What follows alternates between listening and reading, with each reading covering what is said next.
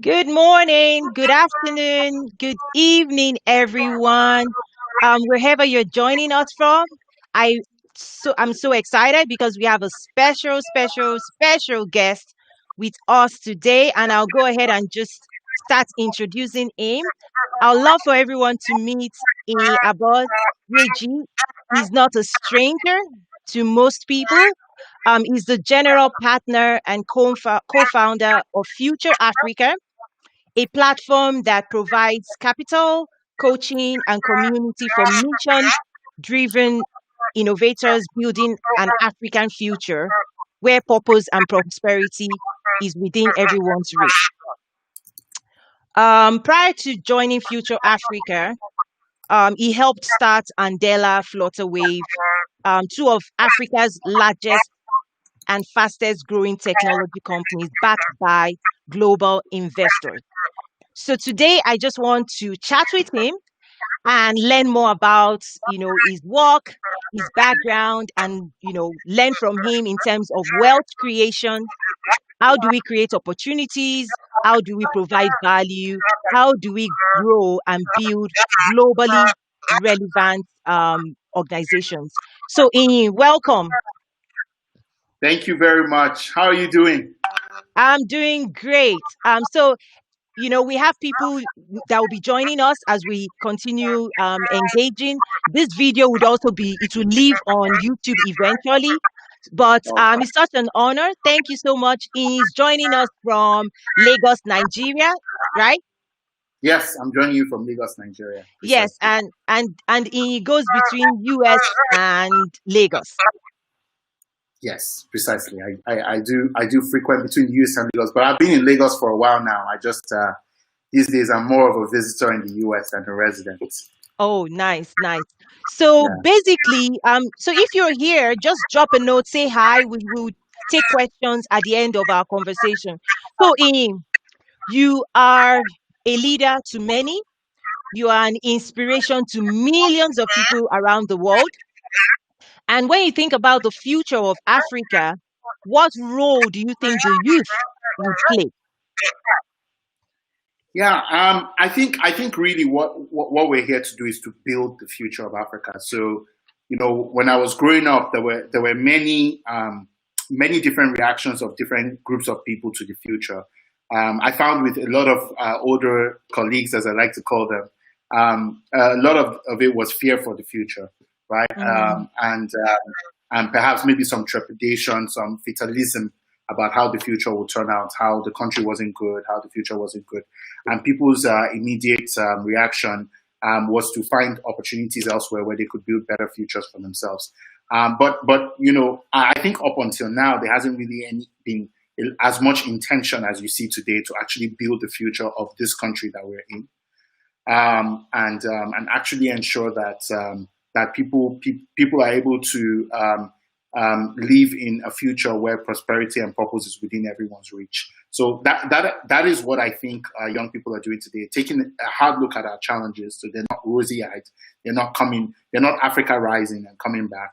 Um, taking Looking at how you can turn those hard challenges into global business opportunities, and by doing so, creating a world of opportunity where prosperity and purpose is within everyone's reach. wow, wow. So incredible. I'm glad you used the word build, because we all desire for, you know, greater, better. But what I tell people is number one, Africa is not going to rise until Africans rise to their responsibility, right? And Mhm. even for us that we've traveled the world, regions of the world, they were built. Mhm. So I guess my next question would be, how do you build? How do you build a nation? How do you build an economy? How do you build a business? You are a serial entrepreneur and you've had the opportunity to build multiple enterprises that are globally relevant. How do you build?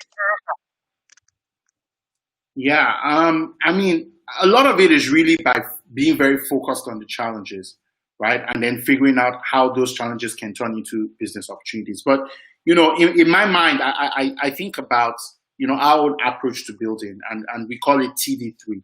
right? And the first step is really, how do you build talent, right? How do you build people? Because at the end of the day, that's what everything ends up boiling down to. It's all about people. So how do you build talent that can help you build the kind of economy that you want? For a very long time, one of our challenges in Africa is that we've not been good at building human beings. We're good at selling them, exporting them. We're good at oppressing them. We're good at suppressing them, but we're not good at building them up so that they can be who they want to be, right? And they can contribute positively to national development. So that's a big mindset change that we have to change, which is, how do we build the economy? I'm sorry, how do we build people? The second thing is really taking a hard look at the data. So a lot of people who try to build, I find a lot of Nigerians particularly, their approach is really just a lot of imagination about what already is in other countries and thinking about how to replicate that in Nigeria, whether or not the market exists, or not. And what I've realized, it doesn't work that way. You need to be willing to build, to put together data, a data-backed approach to solving problems. It's not by emotion. It's not by we should be a first world country. It's by, look, this is the problem. This is how people can afford to solve it. This is who needs the product. This is how they want to buy it. This is what they can do, and then building out from there. So, data makes building less of an article of faith or a function of intention. It's more now like a scientific process. So after building, then you think about design. So when you now have that data, how do you design solutions in such a way that they meet people's needs? It's not about copying, because a lot of people copy things from the US and bring it here, and they don't work. And we know that very well because we see the impact. And that's because our people don't design. They don't learn how to actually design solutions to problems in a way that doesn't create more problems, but actually reduces the problems that exist. So design is very important. And then finally is distribution. No matter how great your product is, it cannot sell itself. So you're going to need trusted partners and channels. You're going to need influencers. You're going to need industry leaders and a reputation in order to sell. So what we think about in terms of distribution is, how does this solution get out to everybody, to more people than normally would. So when you think about talent, you think about data, you think about design, and you think about distribution. Then that's a solid path to building things in Africa. I love that. And I see comments already coming in. Lukman Oloyede says, people is everything. That's the biggest social currency in the 21st century. I see Achimpong, I believe from Ghana, saying, hello, everyone. Hello. And they're already dropping questions for you. Lukman, I see your question. Please start dropping your questions. Let me, chat with Mr. Inyi, and then I'll come to the questions. But please, as we're talking, if something comes to your mind, just drop it. So, Inyi, you said something that caught my attention there. You said also making sure you know what people can afford to pay you for solving that problem. And in one of my classes, when I teach business development, I actually started teaching it because I realized that the tools that big brands use for solution design, SME, small businesses did not have access to those tools.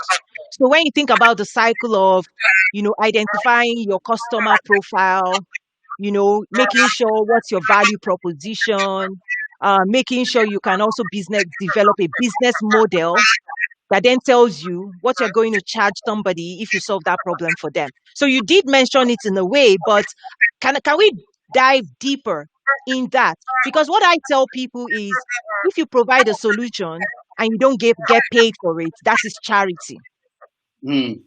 Okay, and there's a little bit of charity in the work somehow that I do, but ultimately building a business is about providing value, and it's exchange of value. You provide the solution and somebody pays you for it.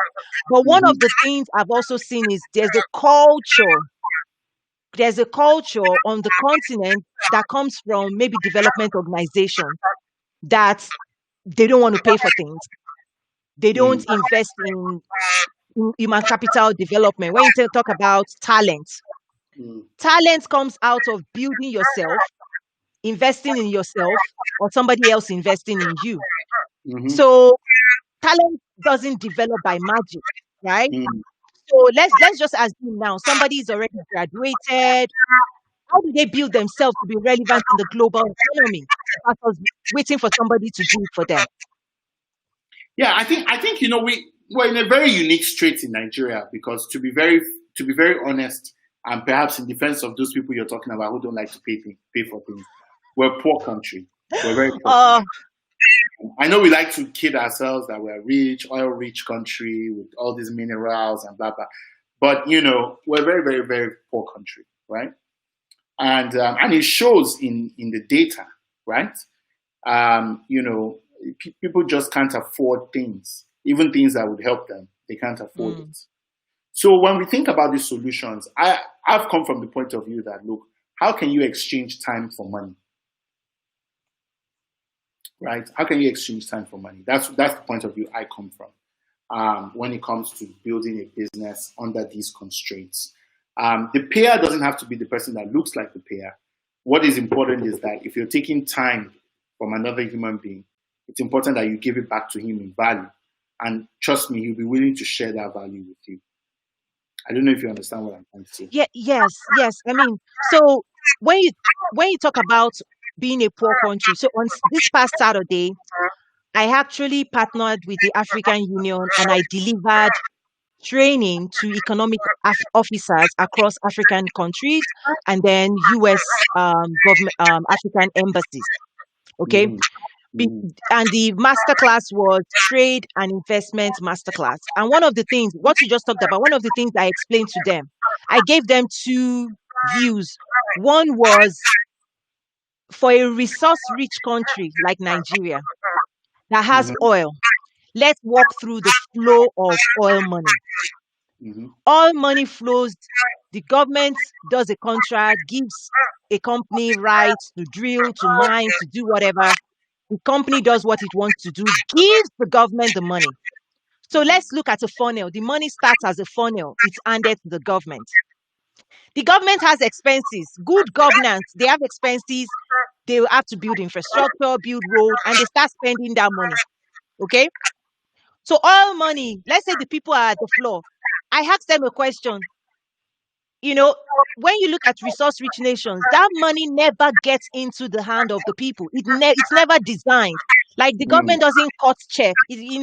From everything they earn, they don't cut it. They don't cut Yeah. checks to the citizens. Yeah. Sure, all of those things for good governance, not the bad ones. Mm-hmm. So Of I course. told them, in that world, the citizen never gets rich because that money is not designed for citizens to grow wealth. So Mm-hmm. I drew that line, then I drew another line of then how do a people become prosperous? And I explained to them that business to business deals, Mm-hmm. whether local, regional, Mm-hmm. international, and when that money comes, it lands directly in the bank of that business person. It doesn't go to the government, right? The only way the government gets anything is through taxation. And then I shared with them that when you look at China that has done this really well, we need both sides to work. We need governments to be prosperous, but it's just one side. What you just talked about Nigeria being poor. It's because only one side has been functioning, at scale in that world.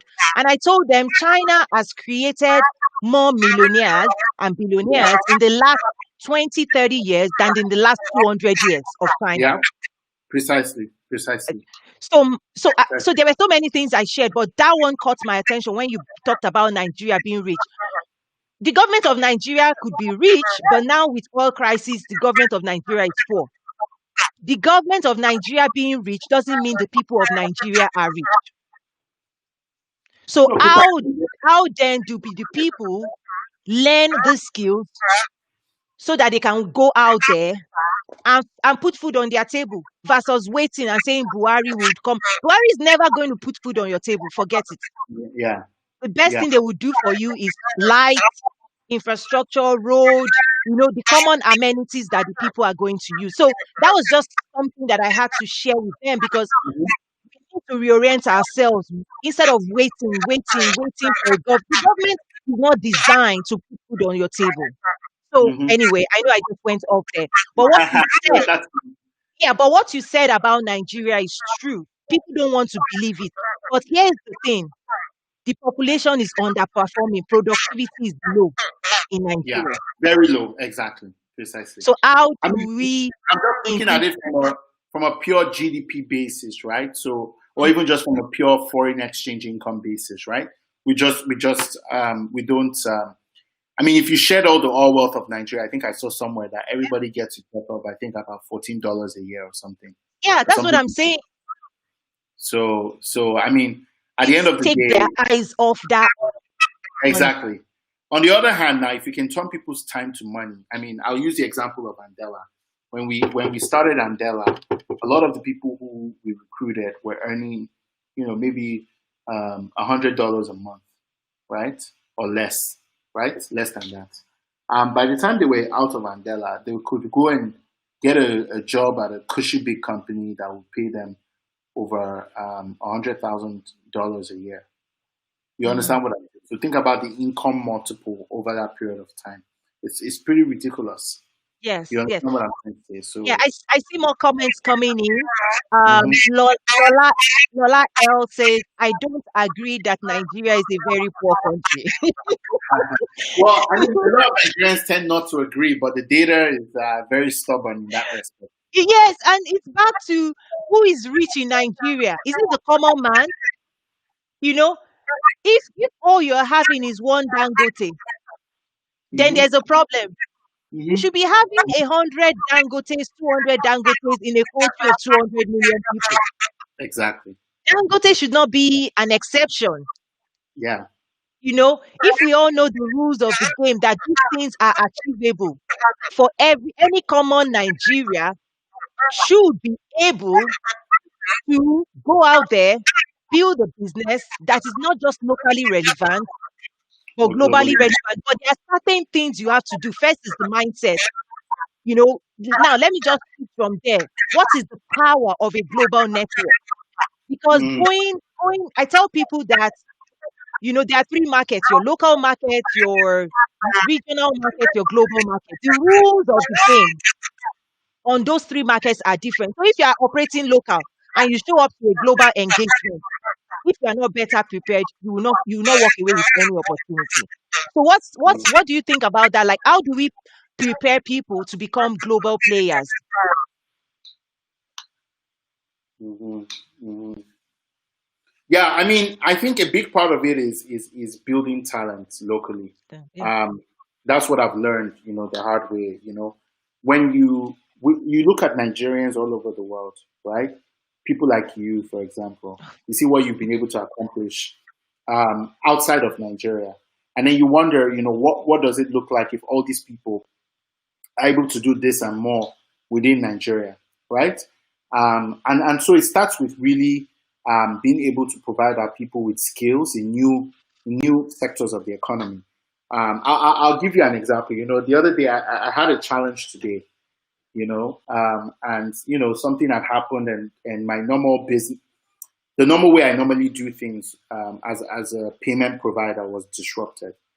And immediately I just realized, I knew like 8 Nigerians who were global crypto experts. And we literally were able to restore operations on the blockchain in about 3 to 5 hours. Wow. And that's the power of Nigerian expertise. And I can think of other fields where this could be the case, whether you're talking about, bioinformatics, whether you're talking about tech, whether you're talking about trade. There are great players all over the world that are Nigerian that are leading in these spaces. And so I think the most important thing would be to focus on how do you enable more of such. I'm sure there would be more of you if every child in Nigeria had an education, Mm. right, and could be able to grow to the level that you've grown not in a society. So Mm. I think that's really what the key is. You know, how can you how can you help Nigerians to be able to fulfill their potential by leveraging science and technology? Wow. I tell you, I just love this conversation because, again, one of the topics that I dove through with the government on Saturday was digital disruption. Mm, mm, Yes, I basically walked through about 15 different. I said, what does it mean for Africa? mm, And the first thing was around new skills. And I told them, you know, the industry I came from was already operating digitally, like digital trade, where the systems I helped build at Walmart, we were conducting live auctions, right? Live mm-hmm, auctions of this is what we want to buy. And, people from all over the world would log in live and bid for the business, against each other. mm-hmm, I also shared with them that right now, China has digital alerts that they scout the internet every day for new buying, selling opportunities, new trade opportunities. So they run yeah. machines that if there's any RFI, RFQ, all of those things popping up for their commodity, for their items, all those things, the computer just scouts the internet, scans it, and every day they wake up, they check their email, they look at all those websites they have to visit, and they start applying, for buying opportunities. Mm-hmm, So, mm-hmm, in terms of the skill set, the foundation is ready when you think about the internet. For people that do global trade, you buy from China and you've never seen the people you buy from in China. So why not Africa? But I'm seeing a skill gap of education, and not the education we used to have, because the education the British that we are still running on the continent teaches you how to read and write, but it doesn't teach you how to solve problems because everybody knows what the problems are. mm-hmm. So what you've done at Andela is, it's not just average skill. You basically gave them global exposure, global skills that are relevant. So how do we introduce those skills that will be relevant? Look at the universities Yeah. across Nigeria. If you go through those universities, for the most part, you come out and you be like, "Oh, what just happened to me?" Then you have to Yeah, read. I think so. You know, I like to look at this thing as a bottom up thing because, for example, Okay. like Nigeria, we have 13 million kids out of school. So you have to think Mm, about it from elementary, not even like from university or what you do after work. Because there's so few people are getting a university education that it's insane how much we focus on it. mm, But for me, I'll tell you, what I would say we focus on is, how do you teach people to read? Huh? To read. mhm, mhm, How do you teach people to write? Right? mm, mhm, How do you teach people to speak? Right? And finally, how do you teach people to learn? to How do you learn. teach people to learn? So those are the four things, right? How do you teach people to read? How do you teach people to write?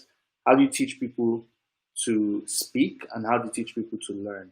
Mm, And I see those are the four kind of cardinal things because if I gave you any field today, in another 3 to 6 months, it's less relevant. Do you understand what I'm saying? And there's some other new things coming up. So, and a lot of, unfortunately, our education systems are built with all this rigidity kind of forced on it, where a lot of young people are forced to study this and study that. These days now, you can't even get what you want to study anymore. You have to mm, go. You have to go to another course, which makes no sense because the education resources on the internet are infinite and can take any number of students. So why are you putting restrictions on us being able to do e-learning? I don't know if you understand what I'm trying to say. I do. I do. I do. Uh, Wow. so, So yeah, so my own thoughts are, it's just important for us to teach them these skills, and then most importantly, teach them how to solve problems. You understand what Okay. I'm saying? When they get to problems, how do they solve the problem? By, using contacts, friends, people that trust you, and so on and so forth, in order to do so. Yeah. Does that Fantastic. make Fantastic. Yes. So I'm going to switch a little bit now. Let's talk about investor relations. You have Absolutely. you have you know demo. How do you attract investments? How do you engage with investors? How do you build trust enough that Mark Zuckerberg will give you your company $24 million? Tell me. Yeah, I mean, these people never make decisions by themselves, so I don't know if it's Mark making a decision or some other person in his office. But I think what it really boils down to is um, being very mission driven, because Mission that would make driven. it easier for you to make some sacrifices. Mm-hmm. I would like to say, for the first, I think for the first 6 to 9 months before we got funded at Andela, I never took a salary, and I think Mm, for the first year of Flutterwave, I never took a salary. So if you're coming into this with the hopes that there's money for you to eat, there's not mm, a lot of money, right? And if you do that, investors don't trust you. mm, Second of all, being willing to over communicate even when things go bad. I can't mm, say I only had good things happen with my investors or in my career. I've definitely had quite a bit of bad, but you know, um, I'm in a position where um, basically that good overweighs everything else. I don't know if mm-hmm. you understand that point. I do. I do. I- And then I'll say finally, it's just important that we really get to a point um, where we think carefully about the other building blocks of the kind of economy we want. I don't know if you understand what I'm saying. So the way I look at it, in the digital economy, you have 5 pillars, right? You Okay. have digital infrastructure, you have digital platforms. Layered over digital platforms, you have digital financial services. Layered over digital financial services, you have digital skills and digital entrepreneurship. Now, if you were looking at this framework, right, just making the investments in making the investments in just bolder things, and this is where the state has to really up its capacity and Mm, really has a lot to do. So, for example, in India, they had this very ambitious project. They built IITs. mm, You get what I'm saying? All over the states, about 40 something of them, world class, and they currently produce more than half of the world's Indian CEOs, right? So all the Indian CEOs everybody shouts about, why can't Nigeria do it? They all came from Indian institutes of technology because they had that mm. vision, broad vision. I never see big enough projects in Nigeria, and that's the point of concern. But here's the thing. You and I know big projects only come from people with big vision. You Yeah, can't manufacture that thing, right? When you say let's put a maybe man on we, the moon. Sorry? yeah, maybe we need more people with big visions, right? I think that's a valid point. Yes. I Maybe mean, we should get more yeah, vision. we used to call something, having a can do attitude. I mean, it sounds cliche, but if you feel you cannot do, then you won't do. But if you feel that anything you set your mind to do, then you become limitless in terms of what you can go after, in terms of the opportunities, right? So it's one of the challenges we have in terms of you and I, if we were to map, the potential of Nigeria and say, hey, the next 20 years, this is when we want Nigeria to be. Because we've seen the possibilities around the world, we can do that. But then, sometimes when you look into the highs of the leadership, I wonder, where are they taking Nigeria? I don't know. But we will continue to do what we can do to engage, to educate, right? And I see there are more comments. Ian, can you still hear me? I hope I didn't lose you, Ian. Oh, we just lost Inyi. He's joining us all the way from Nigeria. I hope he joins back. Let me also see if I can reach him on his cell phone. But I'm going to read some comments and hope that Inyi can join us back. Um, join back. Let me make sure everything is okay. Okay, so I see comments coming in. Let me just scroll through those comments. It says great work Inyi is doing. Lukman's okay, your question said why are brand owners taking a backseat on social advocacy and activism? Yeah, that's a question I hope we can ask Inyi because he's quite involved as well. Okay, Lukman also says, repeating what Inyi said, we can exchange time for money by creating value. Yes, value management, value addition. That's what it takes, right? If you're providing value, okay, he's back. Awesome.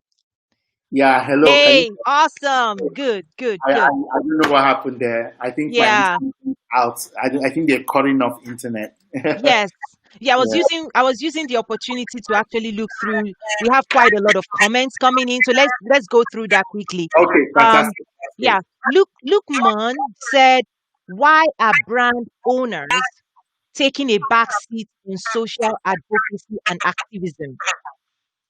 I'll tell you why. So I mean, because it comes with consequences, right? So for the most part, most brand owners are afraid and this is because Nigerians permit it. Because if we lived in a society where it wasn't acceptable for you to victimize a company for standing by their beliefs, Mm, then that wouldn't be the case. But routinely, companies that take strong social stances are victimized by the government, and nothing happens. mm. Uh, so I think that's something in the psyche of people that needs to change. Yeah, I think for me, I say the weakest link in Africa is still the private sector. Because when this private sector becomes stronger, remember what I talked about at the beginning in terms of how do people get rich? Because the government still has that oil money strength, that influence, and there are not enough heavyweights in the private sector. This is what happens. But in China now, Yeah, the Chinese government cannot just wake up and do anything to, the people, because they will have to consult with some of the heavyweights in the private sector. So I think the future of Africa is strengthening the private sector more.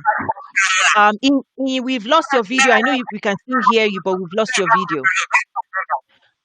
So let me see. Yeah, while you're doing that, let me keep going through the comments. Um, no, I'm good now. I'm back. Sorry awesome, about that. awesome, awesome. Okay, Lukman also says, repeating what you said earlier, we can exchange time for money by creating value. Yes.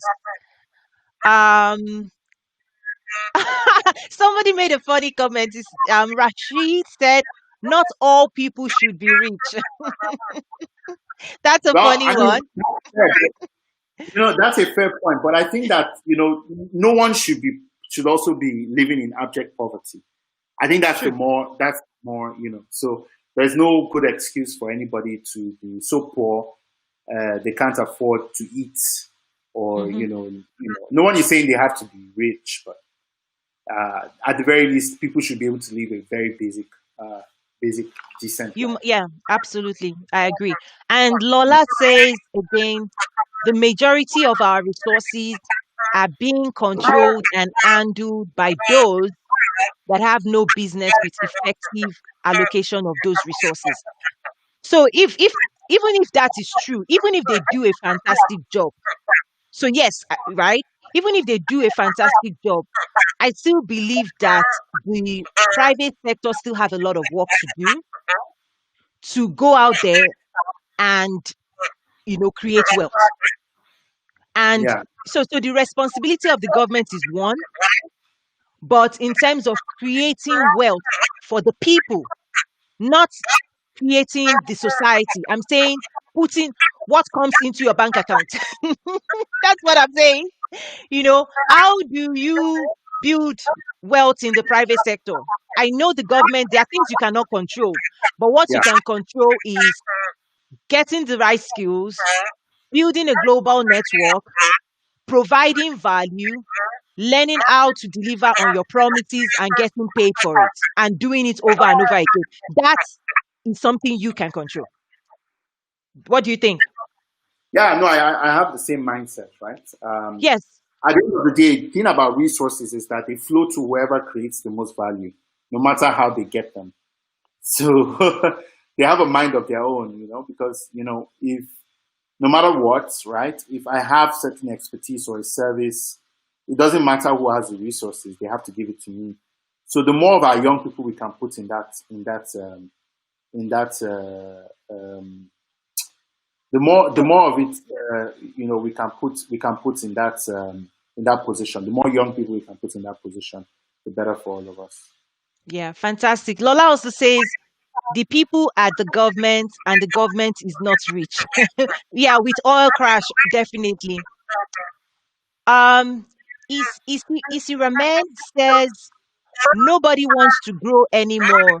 We just want fast success. So, you and I were talking before we joined that, you know, people don't really know the sacrifices and the hard work it takes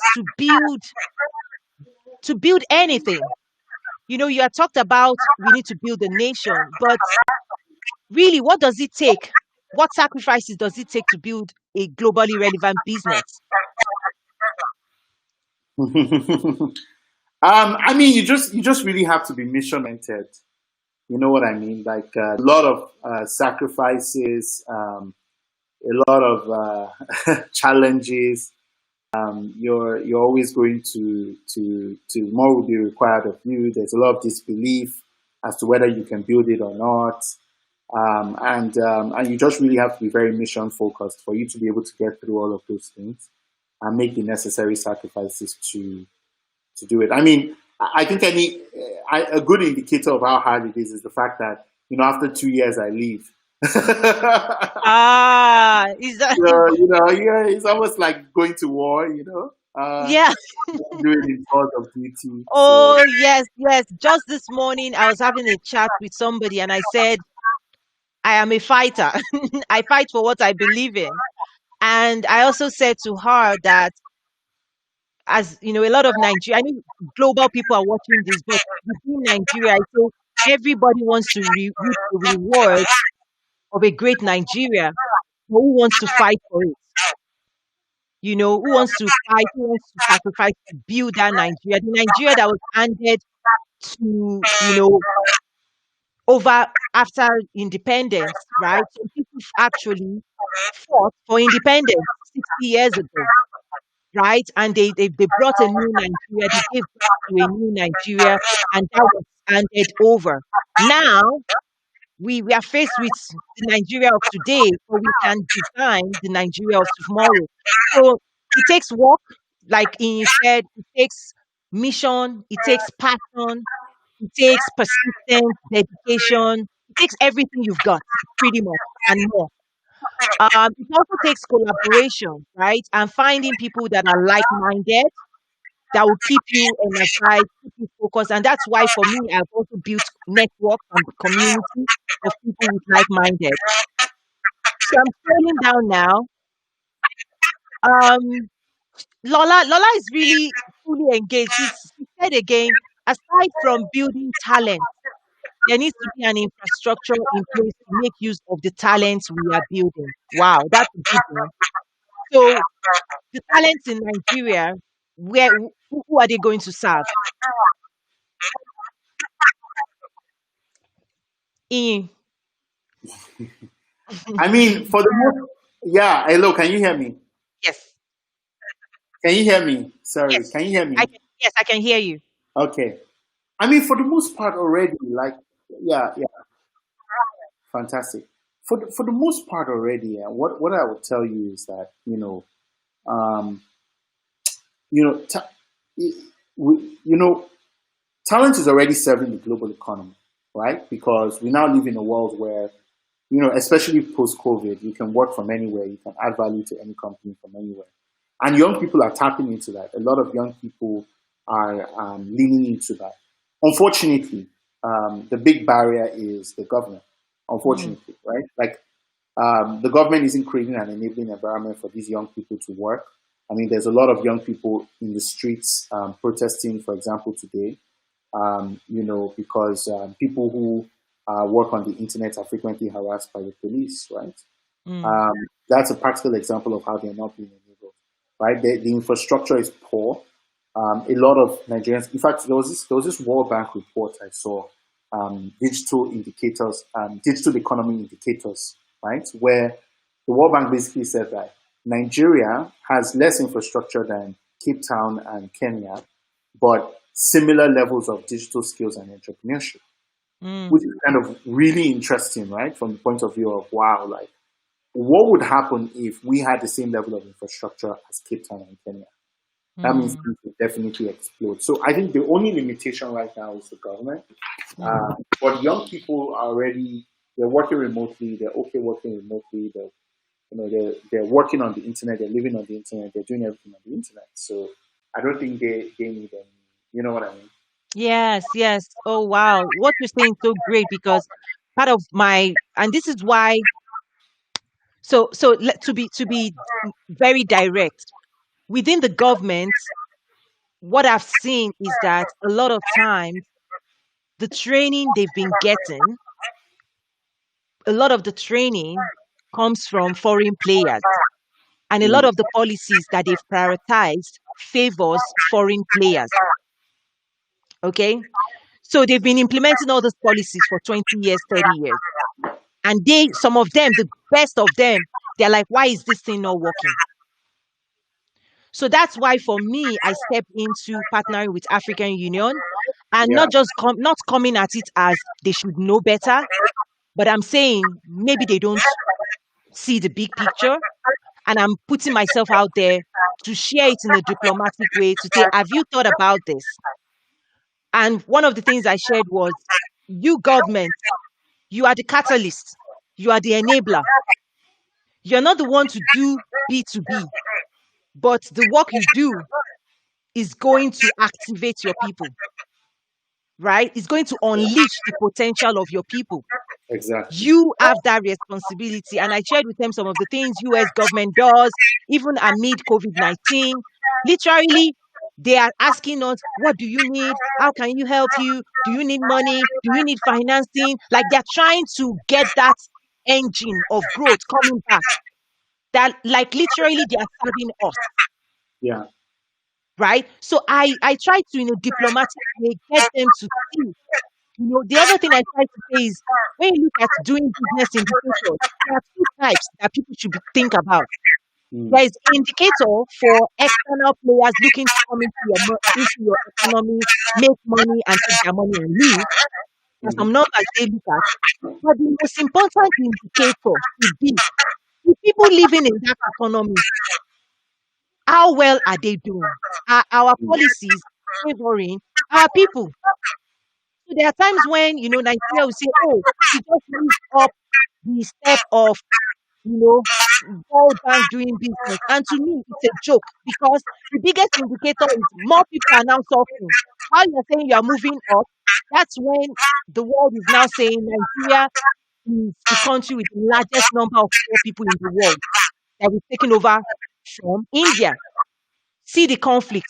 How can you be moving up in doing business index and at the same time becoming the country with the most poor people? Something is off. So the way I could see it is that a lot of the policies, it's external people watching. And another example is look at COVID-19. Most of the policies and activities being implemented by most of the government is being dictated by foreign players, right? Why are we not looking inward? And that's why I also love the AFCFTA and what the African Continental Free Trade Agreement would do inside of Africa as we now start engaging with each other. It's only going to snowball and create dynamic opportunities. So I see more comments and I'm looking at time. We're down to 15, 14 minutes left. So let me quickly run through this. Yeah. Isiramen Joseph said, we have a subjective educational system which is outdated. We need to teach value, for our wealth, entrepreneurship and growth over instant. Okay, we need to teach value over wealth, entrepreneurship and growth over instant financial gratification. Can you be the next Minister of Education? I,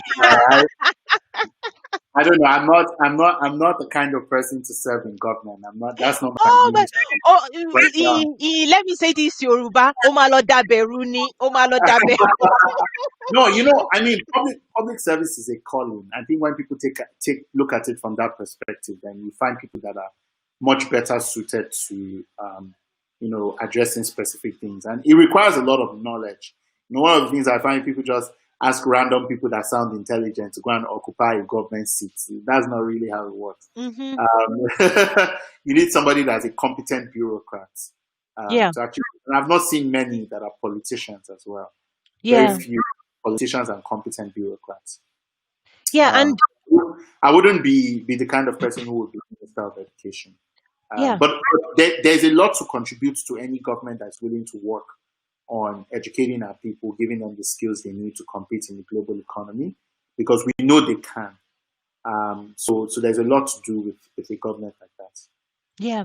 And one thing I try to say, you and I think we see an eye to eye on many topics.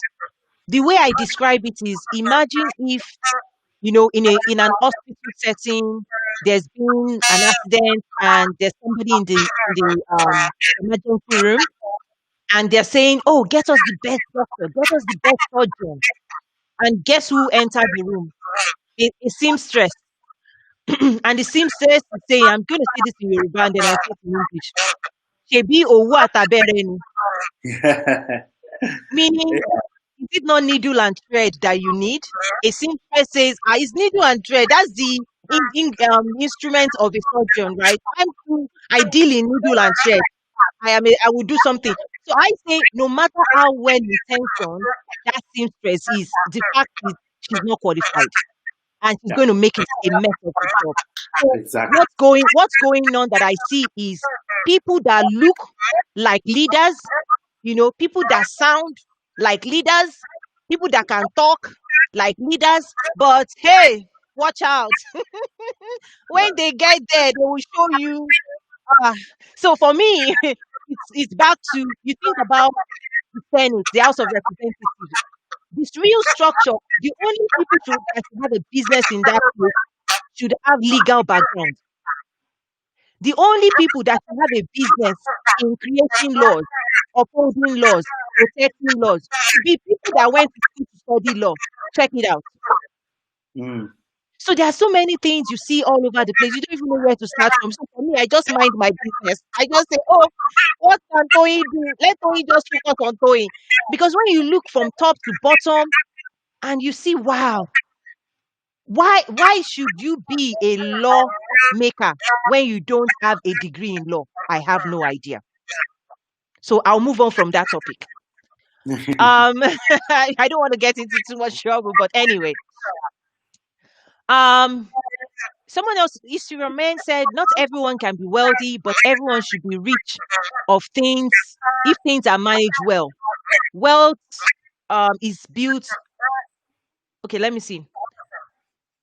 Wealth is built, I think, with infrastructure that cut cost over time. I didn't get that, but I'm not really sure exactly what you're saying, but I think the main point was,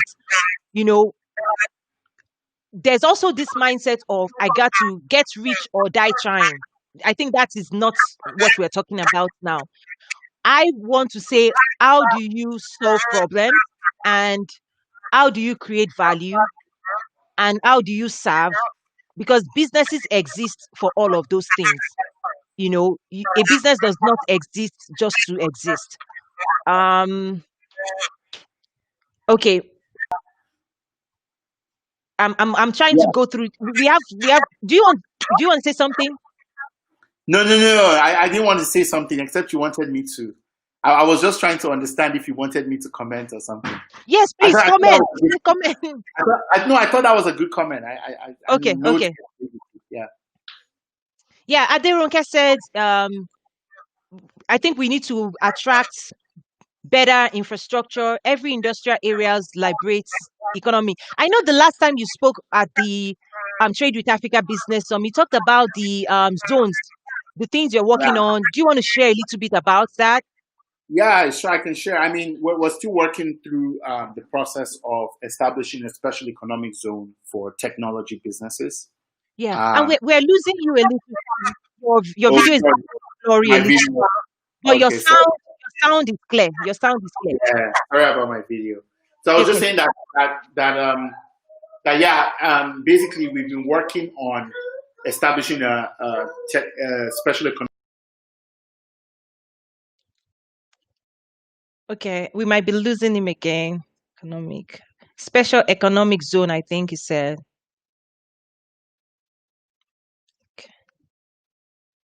Okay, we're losing. He might drop off again. I think the network. But let me keep going through the questions. Aderonke says when we should promote policies that support big industries and the growth of entrepreneurs to move beyond small business scope. We need to see how badly our GDP is dropping due to COVID. The small businesses cannot survive. Aderonke, you're right, and that's why the government needs to put in place interventions for the small businesses. That's how other economies are doing it right now. Like in the US, they are pumping out resources, financing, support, education, everything they can do to support. Excuse me, this to support businesses. So I don't care. You are absolutely on point, and that's one of my challenges as well. When I was trained, like I said on Saturday, I had the opportunity to train government officials across several African countries, and it's just a matter of, you know, are you back in? I think we lost you a little bit. Yeah, I'm trying to come back. Give me a moment. Sorry about that. Okay, okay, you're Yeah, good. yeah. Sorry. So can you hear me? Okay, yes, we can hear you. Your sound is good. I think it's just the video. It's just the internet. Okay, okay. Yeah, Let me try and put yeah. back on the video. Okay. Okay, Can you hear me now? okay, good, good, good. We just had a very nice comment from Aderonke Sito Neye. She was talking about when we should be promoting policies that support big industries and the growth of entrepreneurs um, beyond small business scope. She also Mm, said that our GDP is dropping due to COVID and that small businesses cannot survive. And I then was sharing with her that in the US, that the government is putting all kinds of interventions in place to keep small businesses afloat because they are the engine of growth for the economy. yeah. And I No, know no, I think that's a good idea. with yeah, with Flutterwave, Flutterwave basically helped activate, payments for people across the continent, right? So that's something very important. But what else could the government be doing now to help small businesses win? Yeah, I mean, I think we also need to be thinking about platforms. So the reason why small businesses are such a huge engine of in America is because they're tapped into the value chains of big businesses.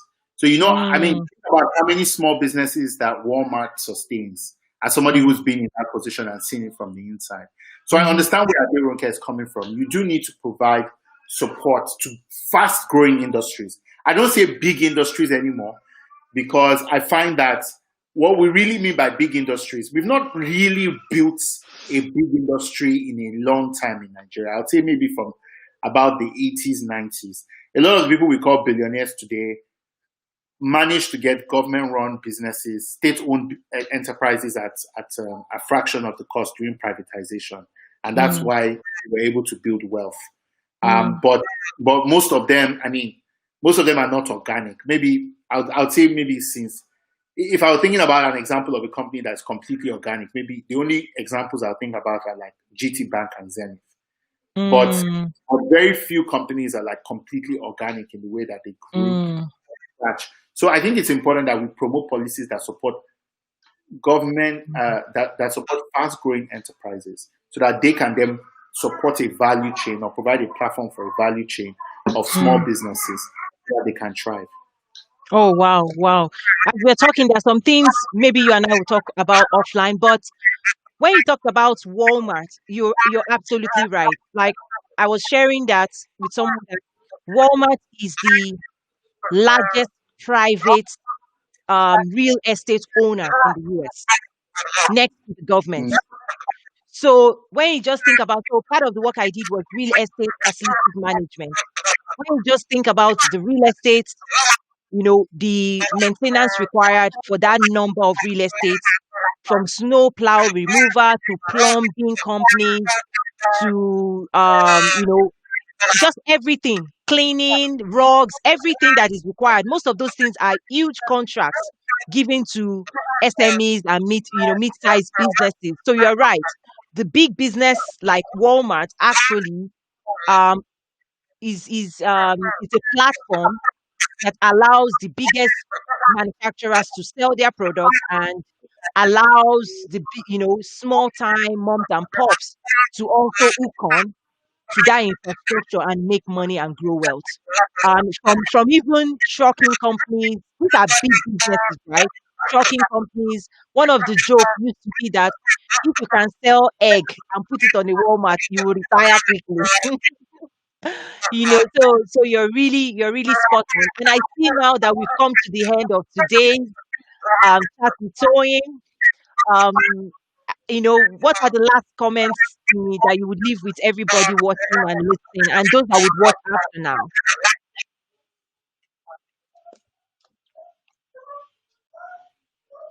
So, what's your parting comments? yeah. So my I guess my parting comment really is that we have a future to build, and I'm super excited to build it with Nigerians, and there are many ways to build that future, but and you can build it from anywhere now. That's the beauty of everything. It can be as simple as mentoring young people who desperately need guidance and mentorship so that they can take their talents global. You can support businesses on the ground in Nigeria. There's so many ways to support, and we're excited that more and more people are doing that. And I think that over time we'll get the Nigeria we want if we can keep it going. Oh, that's amazing. That's amazing. Thank you so much. You have my support. You know that. And I think I know you and I talk, but over this call, you've gotten me thinking. There might be some things I might reach out to you on that we could do Hello, together. Remy. Yes, I can still hear you. Okay. So thank you. Fantastic. Thank you everyone. Good morning, good afternoon, good evening, everyone that joined us. This video will be made available to the Trade with Africa network as well. And we will put it out there for other people that want to access it. It's been a huge honor. It's been a huge pleasure to talk to you. I've learned a lot, took notes. Thank you, Inyi, and talk to you soon again. Talk to you soon. Bye. Okay, bye to everyone. Bye, everyone.